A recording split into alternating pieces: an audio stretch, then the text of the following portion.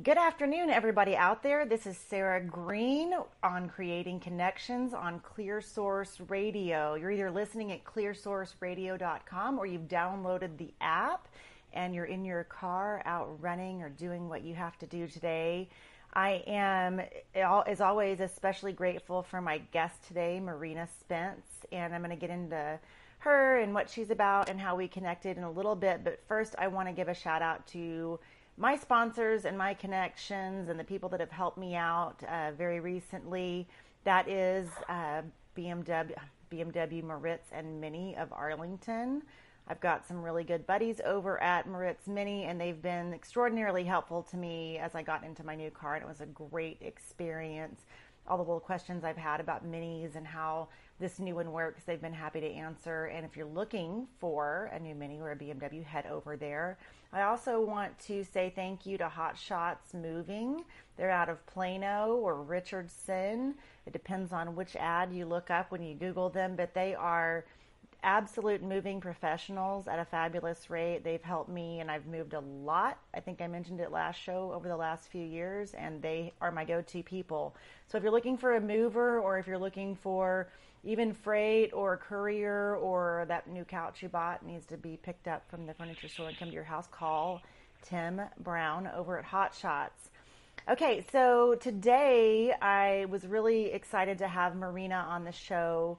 I talked last week, we had a great show with the woman that was so nice to come on anonymously, who's been a foster mom for 13 years. And we talked a lot about addiction and how that affects parenting and how that then affects our social services system and the children that come into the system. And as the mother of a child who was adopted, and his biological mother was an addict, it's something that has always fascinated me, how addiction and drug use affects your parenting and affects your life choices and affects your mothering. And I especially am fascinated about it from a woman's perspective, because there is so much judgment and so much cultural expectations around motherhood and what that's supposed to look like and what being a good mother is, and everybody has a different opinion. And I think that we're under so much pressure all the time as mothers to perform in a certain way or to be a certain type of mother. And then when you're a mother that is also struggling with addiction, and then you put poverty on top of that, or lack of education, or a history of abuse on top of that, it's really can create some insurmountable obstacles. And so when I wrapped up my show last week, I was talking to some friends, and I thought, I really want to have some moms or a mom come on that can talk about what it's like to mother with an addiction and to mother through that, and to help me understand and my listeners understand that side of things. One of the things I think that as foster parents and even as just people, I think there's a lot of judgment around addiction, and I think there's a lot of misunderstanding. And so I think when we hear people's personal stories, we can start to find empathy and compassion, and I believe that's where growth begins to occur, spiritual growth and emotional growth.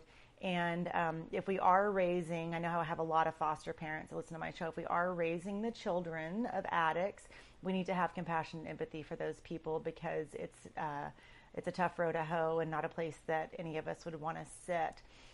So anyway, I was connected to Marina actually through my partner, and they actually she and I were talking about this before the show started. Before he and I were together and dated, they had a relationship, and she and I connected on Facebook, and she's one of those people that I haven't met, but I just kind of know she's my spirit animal. I know we have a lot in common, and I know that we're going to have a friendship develop. And I wanted to bring up the fact that we were both involved with the same man, because I think it's important for us as women to support each other and to lift each other up and to hold each other up. And it takes a special kind of women to do that, and I honor and admire and respect the women that do. It's a sisterhood, and we have to work together. And so anyway, Marina, thank you for coming on the show. I know you're going to share a little bit of your story and kind of your background, and why don't you just kind of maybe tell me, kind of take me back to whatever you think the beginning is of your story, and and just share with me if you don't mind. Okay. Well, hi, Sarah, Hi. and thank you for having me on. Yes.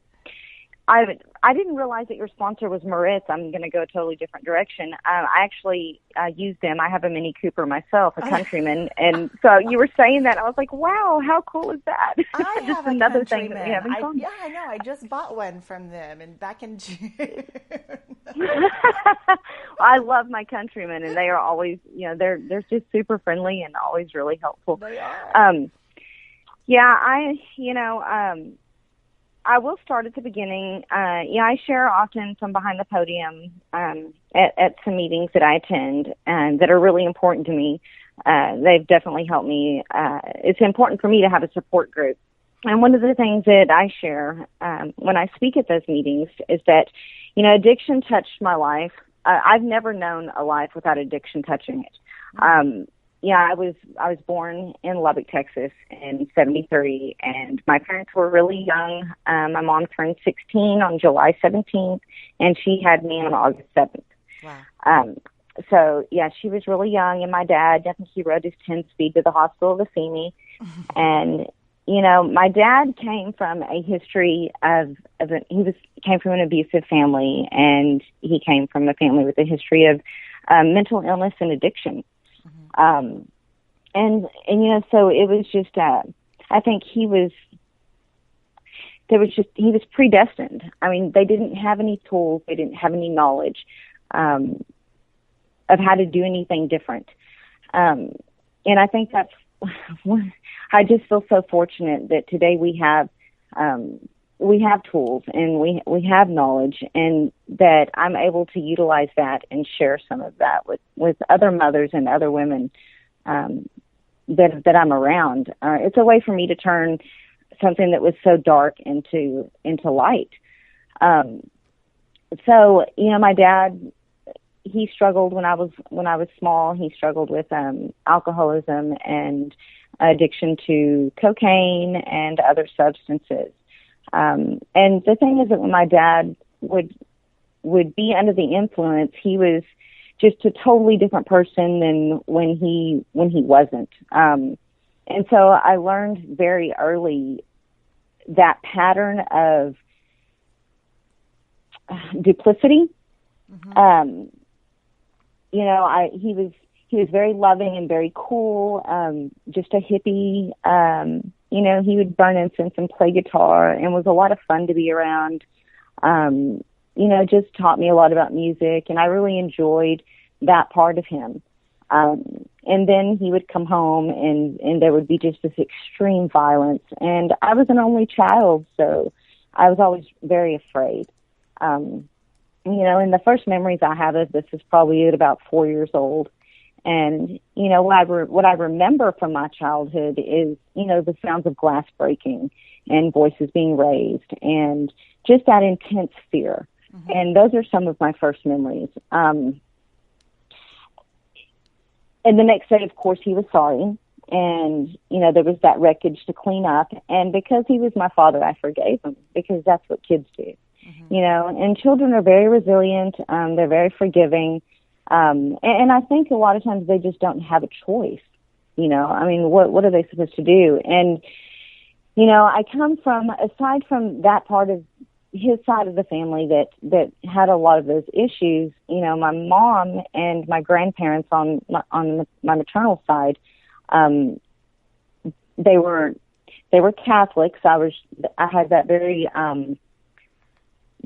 just stable, very loving. I was raised knowing about a loving God. I never was taught that, I was never told I was going to go to hell, or that, I was never taught anything bad or taught to fear anything like that. So I kind of had two different sides. There was a lot of fear from the addiction and the violence at my house with my dad, but then I had, this other side telling me that it was going to be okay. Mm-hmm. So there was just some confusion there. But I'm grateful that I had, that other side there to kind of help me through, because it taught me about faith. Mm-hmm. And I know that a lot of kids don't have that other there when they're experiencing stuff like that.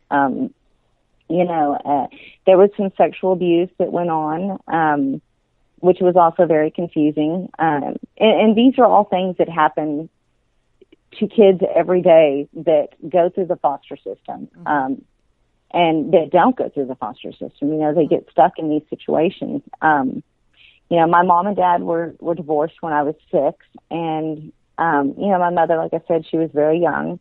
And one of the things about my mom is that my mother never not worked. She went to work every day. I think she got a job. She got her job in advertising when I was 6, and she retired not very many years ago from the same company. So, wow. She was a very strong woman. She raised me by herself, and so she showed me. There was some good there that she showed me about how to be independent and to not really rely on anybody, but just to get up and work for myself and to be sure that I could take care of myself. I didn't do that, but she did show me that it could be done, So when I was about 14, I started using, and I can say that I'm sure a lot of it was, I do believe that the disease of addiction is hereditary. I also believe that there can be a lot of mental issues, mental illness behind it. A lot of people are dual diagnosed with, and I think when children go through abuse, there's going to be some kind of depression or detachment disorders. It's just, I think kids have to use some kind of method to survive. Can I ask you, when you watch Intervention, there's always, at the beginning, they tell the person's story, and it seems like there's always this trigger thing that was the thing that the show is basically saying, well, this is the thing that caused the addiction or flipped the switch or flipped the trigger. And I'm just wondering, because there are people that go through abuse and there are people that have mental health issues or whatever, and that for whatever reason they don't fall into addiction. And so I just kind of want to real quick get your thoughts on that, as far as, what you think. You're so right, because I've seen people that have come out of homes that to me were ideal. They had a mother and father, and they were, for lack of a better word, affluent homes. They had everything that I would have wanted when I was growing up, or what I would have thought that I wanted. The brothers and sisters, 2-car garage, a couple of dogs, just that ideal all-American family. And that's what they grew up with. And they still ended up on the street with terrible addictions. And then I've seen people come out of homes that were much worse. I had some problems. And when I say that, addiction touched my life, I didn't have a terrible childhood because I did have a good family on my mom's side. And we had a good life. There was just those troubles that addiction caused. But I've seen people come out of much worse and not have not go down that road. I think for me, the reason that I chose that is because and I've wondered this. I don't really know. And I think I just quit trying to figure it out. I just know that I did make those really poor choices when I was young. I think that I wanted to make other people worry. I'd been so afraid for so long, and I think I just wanted to make other people be afraid. And it felt like a control thing, which sounds so crazy. But for once, I was the one that was scaring everybody, which is so backward because I was putting myself in danger.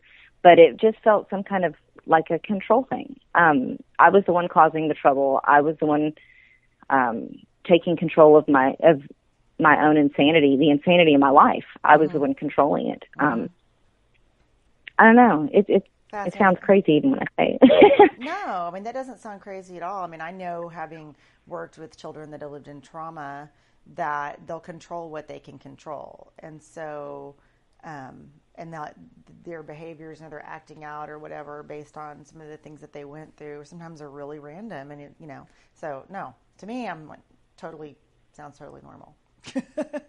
Yeah. So I interrupted. Okay, Normal for the abnormal. Normal for people, we all have stuff, we come through and, we just are traumatized from the time that we're born. And then different people have different reactions to it. And, I see that in my practice. And so, I practice energy medicine and I see the imprints that trauma leaves on your energetic fields in your body and where your emotions sit in your body and all of that and how that's triggered later on. So all of this that you're saying to me, I'm just nodding my head and saying, because it's what I do every day. But it's still fascinating to me, the whole, what makes one person go one way and another person go the other way. I don't know that we'll ever know the answer to that. So, yeah. And, I used to ask why all the time. Mm-hmm. And I had to quit doing that because I just realized that it doesn't matter. I don't have to know the answers to everything as long as I stay in the solution. Right. And that's, for me, the solution is my support group. Mm-hmm. I have a group of women that I surround myself with that have come from similar paths that stay active in their recovery. Mm-hmm. They don't falter. They don't take shortcuts. They're not ashamed, and these women they're business owners. They're lawyers. They're, doctors. I sit in rooms with, it's just, they're garbage workers. It is a social equalizer. There is nobody that's immune from this. Right. I've experienced some of this in my own family with my oldest daughter too. So it absolutely is the great equalizer. That's a good way of putting it. So I want to get back to and talk about, you said you started using it when you were 14 and I want to get back to that and kind of this timeline. And I want to kind of hear and talk a lot about what it was like mothering and struggling with addiction. Yes. Because what I'm trying to create is a sense from the inside of what it's like. So when people from the outside that might be raising the children of addicts or might have a loved one, so we can create that compassion and that empathy for the person that's struggling with the actual disease. Yes. And I can tell you, of all the things that I have shared with you that have happened to me, whether I was a victim, because at some point, when we're children, we are victims. When things happen to us that we can't control, but there comes a point when I was 14 and I made the choice to start using, I was no longer a victim. I took that responsibility on, and I made that choice myself. Nobody did that to me. Mm-hmm. And all of the stuff that happened to me, that was no longer an excuse. But all of that being said, mothering through addiction, being an addict, being addicted in active addiction as a mother was literally the worst thing that I have ever lived through. It is the most soul-sucking, self-loathing, just spiritually traumatizing thing that I have ever experienced. I got pregnant with my son Ryan when I was 20 years old, and at the time I had 4 months clean. And mind you, I had my grandparents on my mother's side and my mother. Over the years, they would put me in rehab, and I started out going to the really fancy rehabs. And I loved them. They were great. I would go in for 28 days, and they had Olympic-sized swimming pools and ceramics classes. It was a great vacation, But when I turned 18, I was no longer on their insurance, and the rehabs were not nearly as nice. But when I was 20, I had about 4 months clean, and I had just gotten out of one of these places, and I got pregnant with Ryan, and that was the first experience I had with.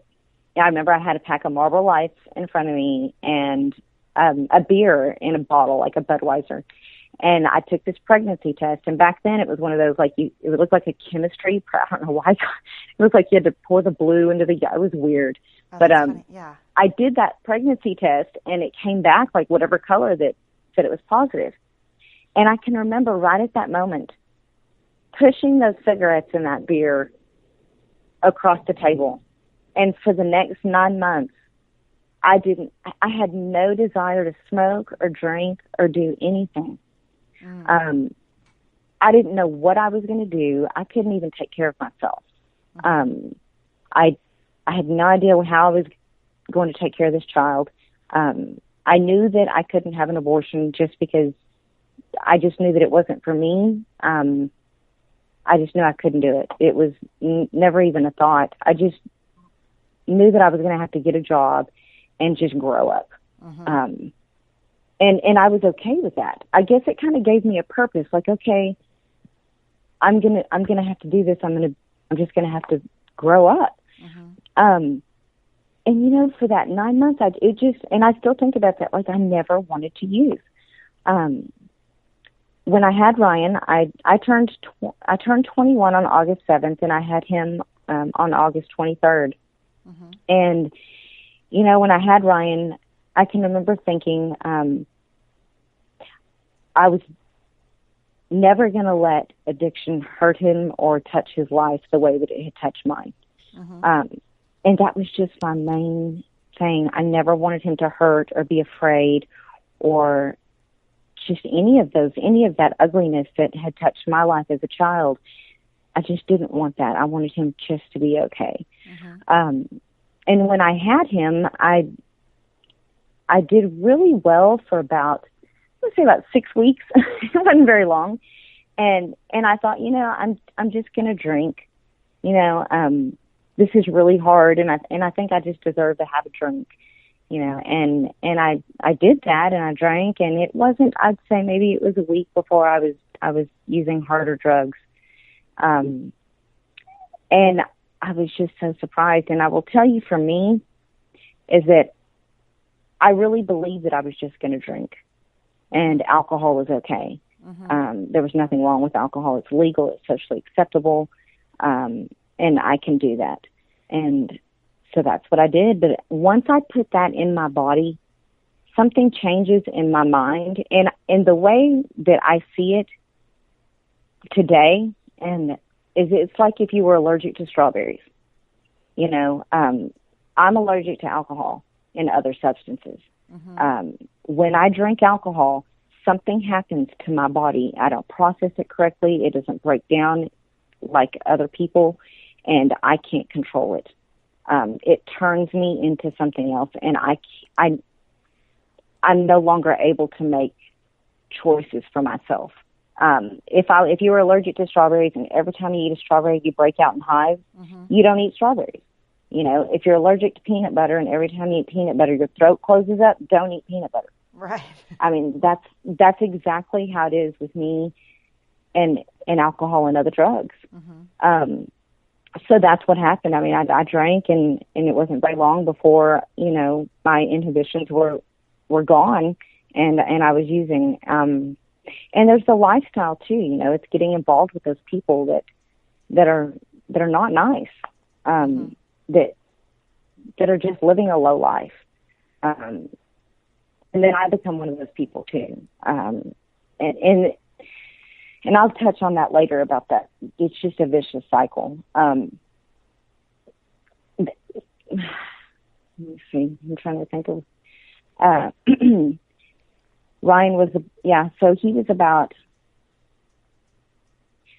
that went on until he was 2 years old.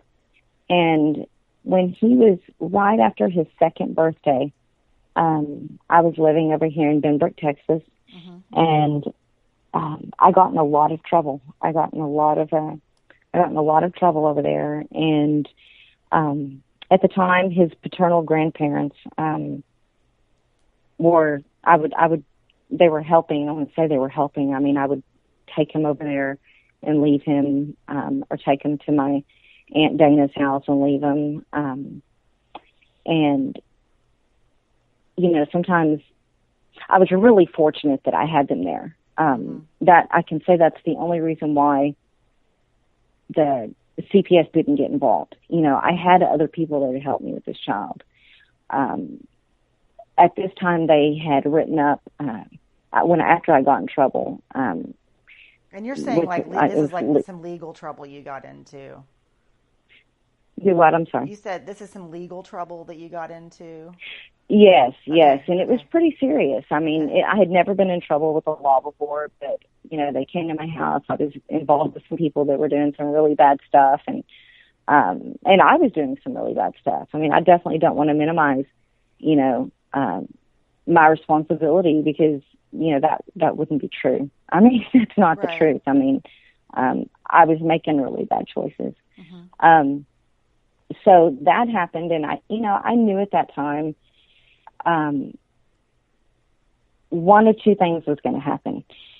Either I was going to have to let Ryan's grandparents have him. And, when I got in trouble, I got put in jail for a little bit. It wasn't very long at all. And I got out. And of course, my answer was I was always going to get a rehab, because that got everybody off my back. I'd get a rehab. They'd leave me alone. But I knew this time, I knew things that were so out of control. I knew that I was his grandparents had drawn up, they told me that they were, what do you call power of attorney papers. Mm-hmm. But when I got to read them, they were basically adoption papers. Mm-hmm. And what it was is they wanted to be able, that if they saw me getting out of control, that they would be able to come and take Ryan. Mm-hmm. Okay. And at the time I was so angry. I was like, how dare y'all, this is my child. And really, I had no business. I couldn't, I was making such bad choices. I really had no business, Mm-hmm.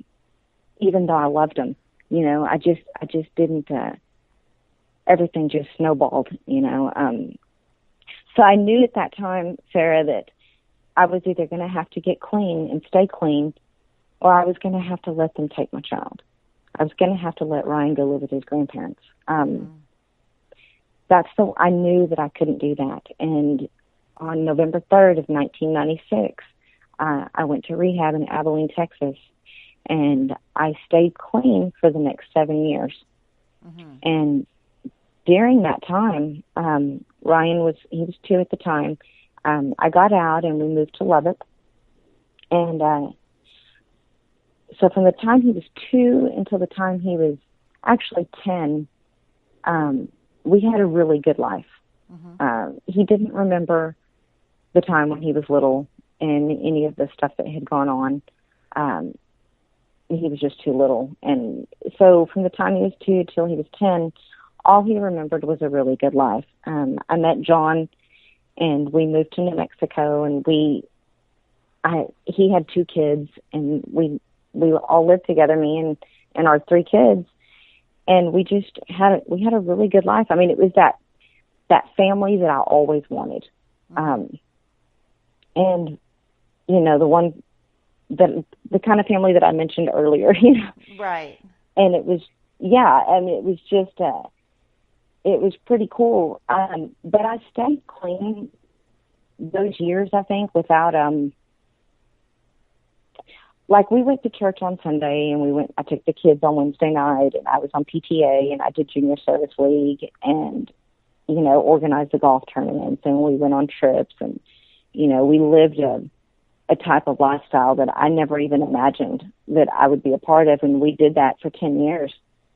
But looking back now, what I realized that I missed is, even though I was going through all those actions, I didn't have a personal relationship with a higher power. Mm-hmm.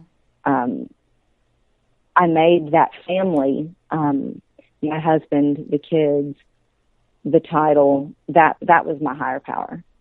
That was my identity.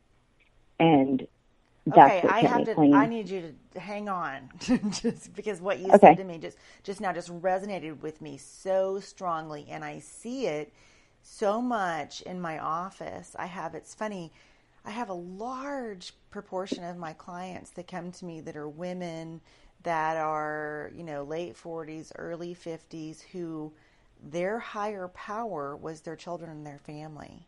And their children Yes. go away to school or, Hmm. whatever, and their whole reason for being dissolves.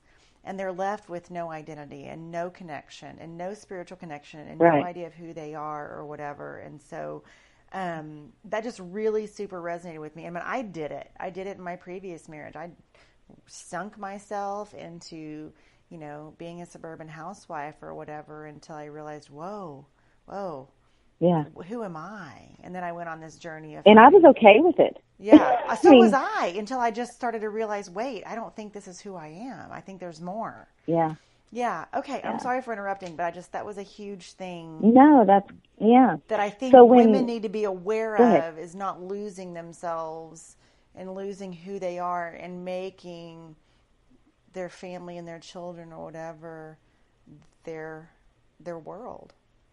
You know. Right. Right. Well, I Okay. thought that was what I was supposed to do.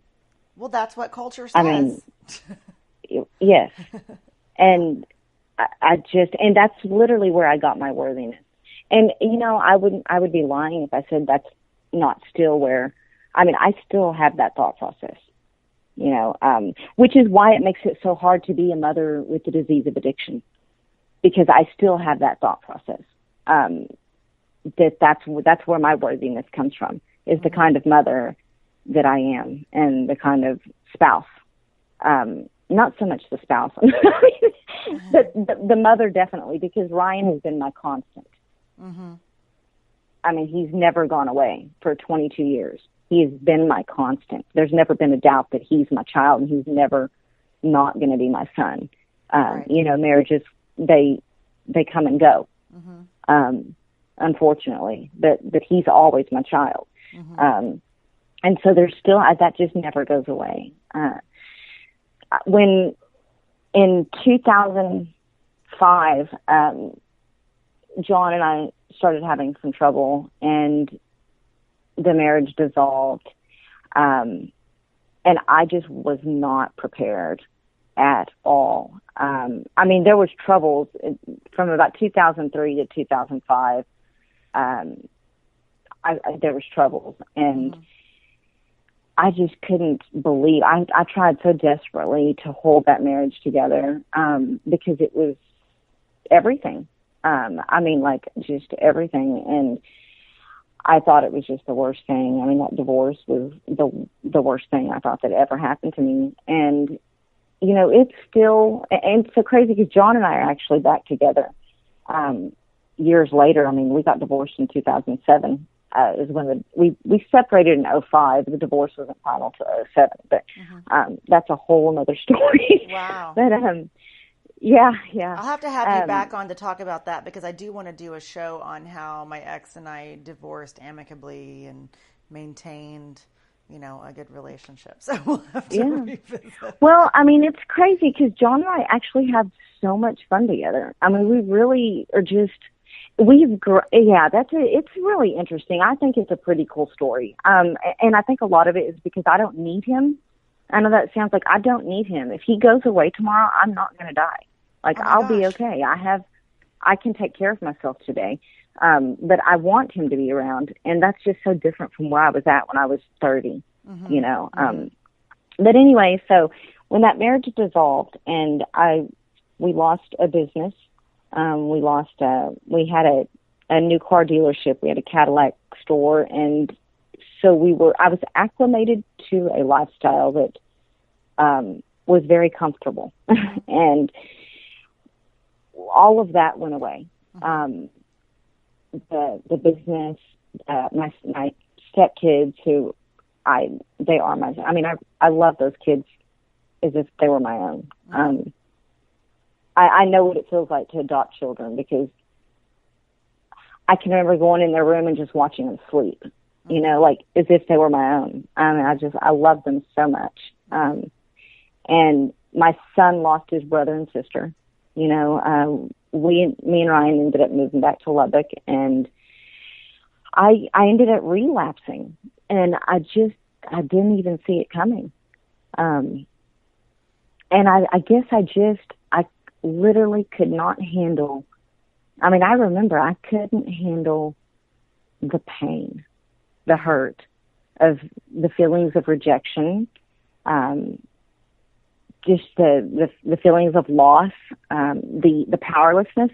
There was nothing I could do to get it back. And just all of that was just so heavy. And I just didn't, the fear, I didn't know what I was going to do. I didn't know how to take care of myself. I didn't know that I knew. There was just so much, and I didn't know what to do. And I ended up relapsing. And that was literally, now is the beginning of the worst thing that ever happened to my child and to me. It actually wasn't the divorce. It was the next couple of years.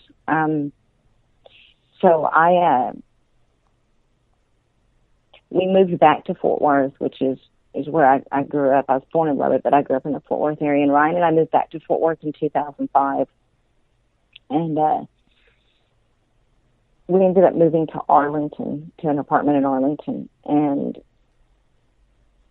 oh, gosh, it was just awful. And, I look back on it, and I only used for 22 months. And it's just so hard for me to believe because it feels like it was 5 years. Wow. So from 1996 until today, I really only used for about, I've been clean and sober for a lot more years than that little space that I relapsed. Mm-hmm. But I went back out for 22 months, and from the time Ryan was about 10 to 13, 12, he was almost maybe 11. I don't remember really, but it was just that little brief time. But I did so much damage to myself and to him during that time. It doesn't take very long, to hurt. Can we talk about? I'm sorry, it's hard in this format sometimes with interrupting.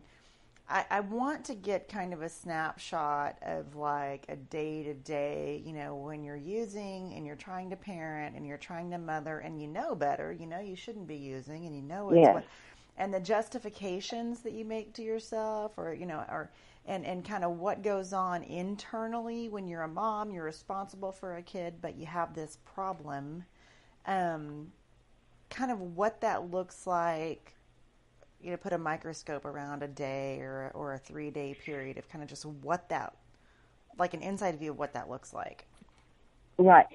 For me, there wasn't a justification. Mine was self-loathing. It wasn't like I justified, like, oh, I have the right to be doing this, or because all of this stuff happened to me, I have the right to get high or to drink or to have all these shitty people. Oh, excuse me. I'm sorry. No, you're fine. All these terrible people on here. Yeah. over to my house, at all hours of the night, mm-hmm. Partying in the bedroom or whatever, mm-hmm. Because, behind the closed door so that Ryan doesn't know what's going on or whatever. I never could justify that. Mine was just this extreme self-loathing. And I think I really would be, I think it's safe to say that that's probably the case for a lot of moms, in my experience, that, just talking to them, that once that, I think we're just, when we have this addiction, I think we're all just one choice away from having no choice at all, so once we take that first drink or drug, and we take that, we no longer have a choice. This self-loathing just kicks in. And, for me, when that happened and we were in that apartment in Arlington, and I used for whatever reason, I couldn't handle the pain or whatever. I felt so bad about using. I felt so bad about what I had done that I literally couldn't even look at myself in the mirror. So to avoid that, I wanted to get high again. And then I felt worse. And that is literally how it started. It was just this extreme self-loathing, maybe to the point of, I wouldn't say suicidal because I didn't really want to die, but I didn't want to live. I wasn't going to kill myself because I wasn't going to like go cut my wrist or take pills or anything, you know, but essentially I was. I mean, what I was doing could have killed me, you know, but it was just a self-loathing. I mean, it was just this vicious cycle. The more I used it, the more I got drunk, the more I hated myself, and the more I wanted to not feel and escape reality. You know, I can remember driving Ryan to school, and he knew, that's the thing, is that we were so close, and I could see him look at me, and he would be sad, you know, and so I would drop him off at school, and I would just, this constant guilt and shame, you know, I mean, just, it really is indescribable. You know, I would drop him off at school, and he was just so precious, and he had this long blonde hair, and he always had a skateboard. I mean, he was just the sweetest, and he was such a good kid. I mean, he was polite and never gave me any trouble. He was so loving, just very smart, never got in trouble at school. I mean, he was just a great kid that deserved to have a mother that wasn't messing up, you know, which made me feel worse. You know, it made me feel worse about myself. You know, I would drop him off at school, and just this guilt and shame, and just what a terrible, terrible person I was. And so I would just feel like I needed to escape reality, because I really don't know why, Sarah. You know, I can't, even though I lived it, I can't really make sense of it. I don't know. It's just like, I would really say it's a mental disorder. It is, that's what I feel like, because I don't know why, you know. I would just say, I would just chalk it up to this self-hatred.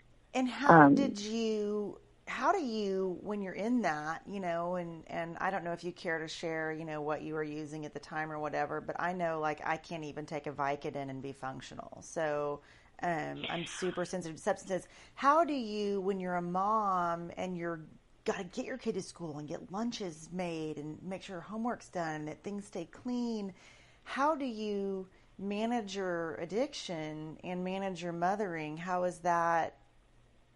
Well, you don't. I mean, that's why people lose their children. You know, I only maintained that apartment for a little while before I wasn't able to pay the rent, and Ryan went to live with my mother. And I spent the next, 20 months from living from house to house. You know, I wasn't able to. I mean, when he was with me, I was able to get him to school. You know, I was able to make sure that he had lunch. I mean, I was able to do those things, but it wasn't, there was still that, there was just a terrible energy, you know, there was just a terrible energy, and I wasn't able to. Like I said, the only reason, I mean, we were both lucky that I had my mother, and that he was able to go there. So you know, you did eventually. You didn't have. I'm sorry. You didn't have your child. Go ahead. You didn't have your child with you then at that point, as a result of, you know, of the addiction or whatever. You didn't lose custody. You voluntarily, you know, placed him with a family member or whatever. Absolutely. And so, can we get insight? Because, you know, I always, you know, my son's mom was an addict, and I picked him up from the hospital as a newborn, and she lost custody of him because of her addiction.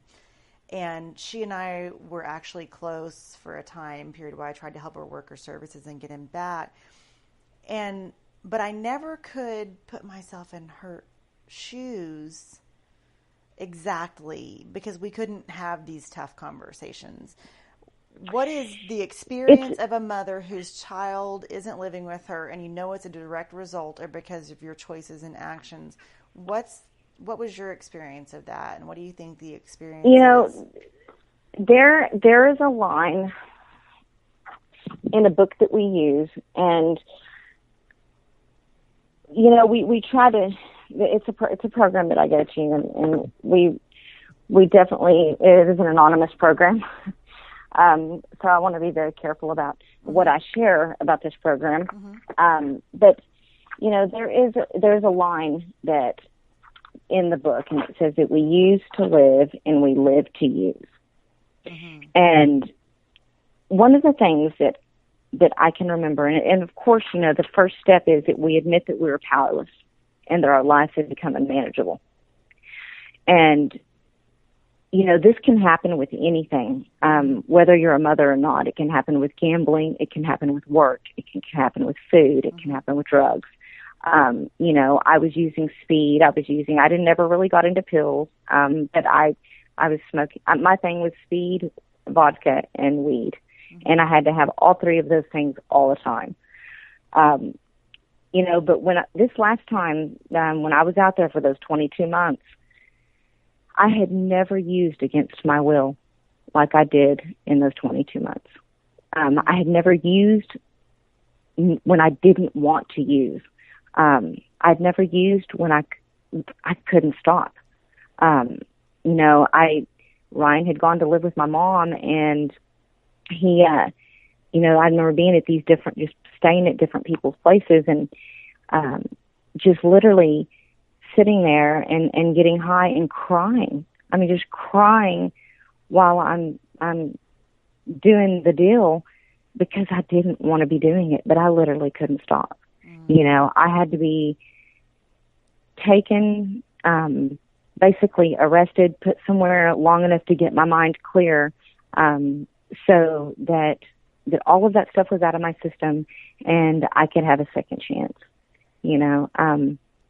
I think that what I do, and I definitely want to touch on the recovery part of it, is that it's really important, and I still do this after 9 years of being clean and sober. I still speak to other women. I still sponsor. I still work the steps. I still work the steps with other women. I still go to jails and visit. I still, I have to sit on the other side, on this side of that glass, and tell these women that they're loved, that they can turn this around and that they can be okay. When my son turned 18, he gave me he went behind the podium and he presented my chip to me to celebrate my annual recovery. And, that was really a neat deal, because today we celebrate this deal together, because it is a family disease. And I think that, what's the word that I'm like, the family, I don't want to say curse. That's such a. Well, I mean, I work with generational curses and family, and yeah. I don't like that word curse either, but there definitely is a genetic. There definitely is a genetic. There's an imprint on the DNA that's passed down, so we can say that. It does feel like a curse, though. I don't like to say it because it's scary. I mean, it is. It's a scary word, and it's a scary deal. I just want to. I guess for me, I just want that. I want women out there to know, and mothers to know, that there is hope. Mm-hmm. It doesn't matter how low you've gotten or how bad you feel about yourself or what you've done in your past.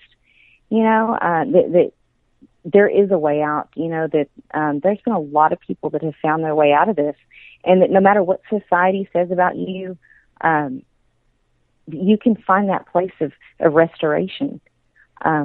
And it doesn't always look like what the next person's look like. I mean, I've seen women come into the program, and some of them get their kids back, and some of them don't. But the chances of them having a future relationship with their children are much better if they're living a life of, positivity and staying clean. Mm-hmm. Some sort of relationship. I think it's just. I think the key, as far as helping them to turn their lives around, and not necessarily for their children, because sometimes it's just too late, but I think it's just for them to have a support group. I don't know what I would do without mine. And we touched on that a little bit earlier about the sisterhood. I just think it's so important that we don't judge each other, whether it's mother to mother or men judging us or women judging us, just that we just offer compassion. Well, because And it's like, different. It's different for men. You can be a man and an addict and lose your kids, and you're yeah, looked at differently than a woman who's an addict and loses her kids, because good mothers don't do, this, good yeah, mothers, whatever. But for some reason, because of what our culture says about, fatherhood versus motherhood, there's a much heavier yoke around the weight of a woman, even though these men totally participated in making these babies. That's always really stuck out to me, as I've worked CPS cases, and I'm, it's amazing to me the judgment that's placed on women when the dads are doing the same thing. yeah. Well, Sarah, I took some meetings over in New Mexico into Lee County Family Drug Court. Gosh, this must have been a decade ago. And there were some young girls in there that had come from families that their families didn't want them to rise above. Even their mothers didn't. I was so shocked. Like, these girls didn't know how to read.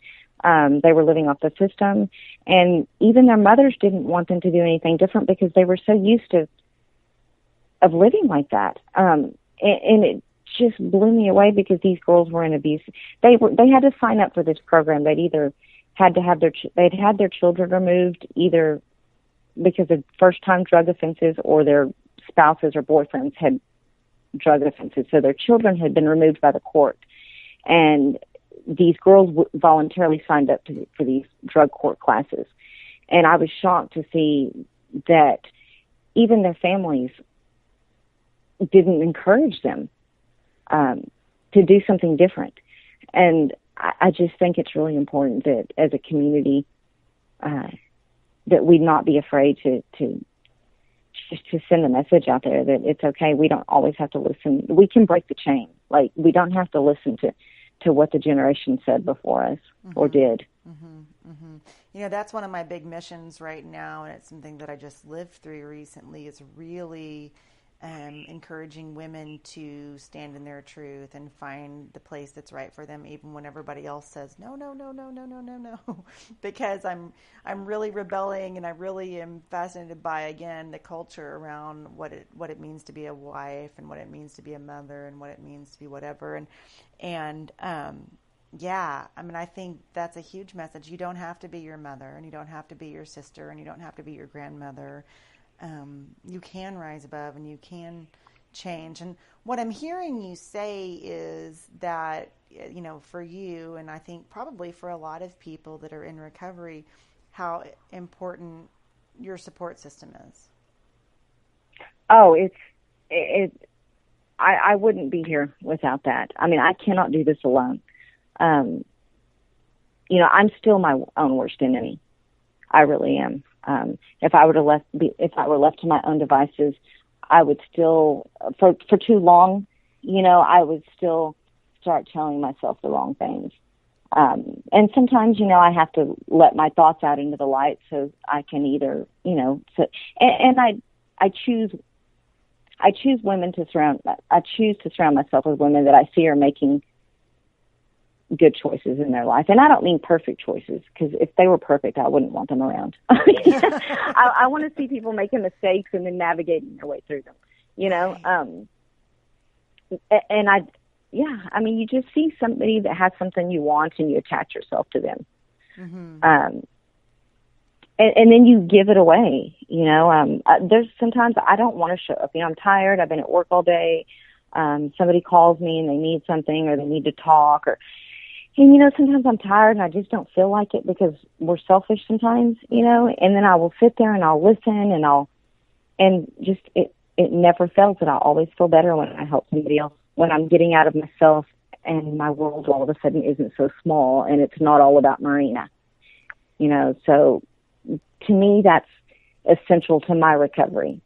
Isn't that always interesting? I had that conversation last night. I had a girlfriend that called me, and we ended up having a conversation, and it was exactly the conversation I needed to have, and I didn't exactly, I had things going on, and I was mothering or whatever, but I'm sure you've seen a million instances, and we could talk about it for another hour, about the way, that spirit shows up for people when they're navigating tragedy and Yeah. trauma.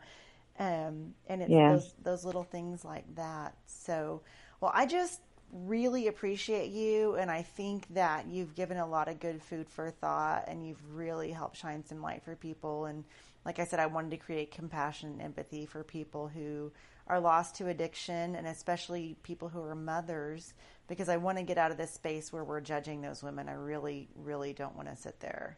I really don't. And so these conversations are important so that we can, not do that anymore. So. I was, again, and I just want to, just remind the listeners and just to clarify that I promise those mothers that are out there using, no one is judging them harsher than they're judging themselves. Mm. And that's part of what keeps them in active addiction. Mm-hmm. Nobody judged me worse than I judged myself. Nobody thought of me lower than I thought of myself. And that's what made it so hard for me to pull myself out. Right. And so it's I don't really know, what the solution is that, except for compassion, mm-hmm. Grace. That's, yeah. Grace. Yeah. Thank you so much, Marina. I'm going to let you hang up, and I'm going to wrap up the show, and I will be posting the archive online here in the next day or so that anybody that missed part of it or wants to hear it all over again has access to it. And do you mind, do you want to give out any, like an email or contact information? You don't have to. Sure. But if no problem at all. Okay. No, I definitely. My contact number, and I don't mind giving it out, is 817-353-8587. Beautiful. And my email is spencemarina@yahoo.com. Beautiful. Thanks, Marina. I appreciate you so very much. Thanks for your story. I appreciate you having me, and I look forward to meeting you. And in person. Just grateful that. Yeah, awesome. Thank you, Sarah. Thank you. Bye-bye. Bye-bye. Okay, so we are wrapping up today. That was great. And these are the conversations that I want to have. I want to have real, honest conversations about the nitty-gritty and about what things are like. And I want to do this so that we're shining light on the dark places in life, and that we're illuminating the things that people don't want to look at. One of the reason I named my show Creating Connection, is so that we can connect to each other as human, and we can connect to each other on this just soul level and see the light that exists in each of us. And, I want to close and just remind everybody that every addict and every person that's struggling with any sort of issue in their life has a light in them. And for whatever reason, their soul's journey is a hard one at that place, but it doesn't have to stay in a hard place. That with grace and with compassion and with empathy, we can connect with these other souls, and we can shine light in the dark places, and we can help each other rise above. And that is what it's about, and that's where the juice is. So I'm hoping that by listening today, you're inspired to hold a hand out to someone that needs a leg up, and listen to someone's story, and maybe take that phone call from a friend when you're feeling tired and you don't feel like it. Because like I said, and like Marina said, that's where grace is, and that's where spirit lives, and that's where these little miracles happen, is when we connect with each other on a human level. I do want to let everybody know as we wrap up today that all of these show archives are going to be posted on my YouTube channel. If you search Heartlight Services on YouTube, there will be a YouTube channel. All of the archives are posted there. I would invite you to follow me on Facebook, Heartlight Services. Just Google me there. You can always go to my website, which is, of course, heartlightservices.com. And you can find me on Instagram if you're an Instagram kind of person.